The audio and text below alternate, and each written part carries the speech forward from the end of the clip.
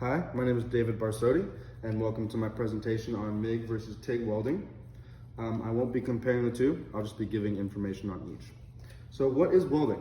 Welding is a fabrication process in which two metals are fused together via heat and pressure. When the metal cools, there's a joint formed. Typically it's used for metals, but you can also weld thermoplastics and even wood. MIG welding, metal inert gas. What is MIG welding? MIG welding is an arc-based process in which two metals are fused together via the arc. A continuous electrode rod is sent through the weld gun and it forms a pool against the metals. A protective gas is sent through the weld gun as well, and it protects the pool from contamination. So why use MIG?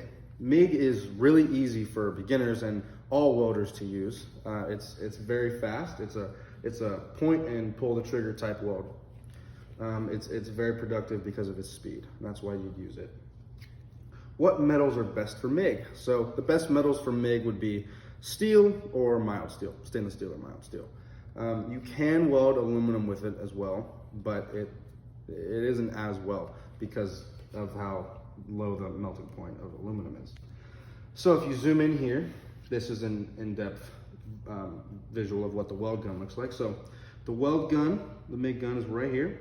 The wire feed consumable electrode is right here coming through, and it is consumed by the molten weld pool as it goes along. Here is the arc that is formed. The shielding gas is right here in blue, protecting from contamination. And you run along, and the wire feeds through continuously. Here's a video of what it looks like. So he is just holding the trigger and just barely moving along, nothing to it, using one hand. And he's gonna turn it right now, and it's gonna show you what the two metals look like when they have been joined together, what the weld looks like. So right here, it's typical. People usually, when they MIG weld, they make their C's and they go along, and it's pretty easy. Now let's get into my favorite, TIG. Tungsten inert gas. What is TIG welding? TIG welding is basically the same process, an arc process where two metals are fused together via the arc, but instead of a continuous rod, it is a non-consumable tungsten. So the arc comes through the tungsten and it isn't consumed at all. So typically what you need is a metal filler rod in addition, usually with your left hand or right hand if you're left-handed, and that's added to the weld pool as you go along. So it's two-handed, it's a little bit more tricky. And of course the shielding gas is there to protect the pool from contamination. Why would you use TIG? TIG is usually for more precise welds. The arc is about the size of the tip of a pencil. Very, very precise. So you'd use it for joining smaller things like stuff for your car, in the engine of the car. And it's very visually pleasing. And you can weld aluminum.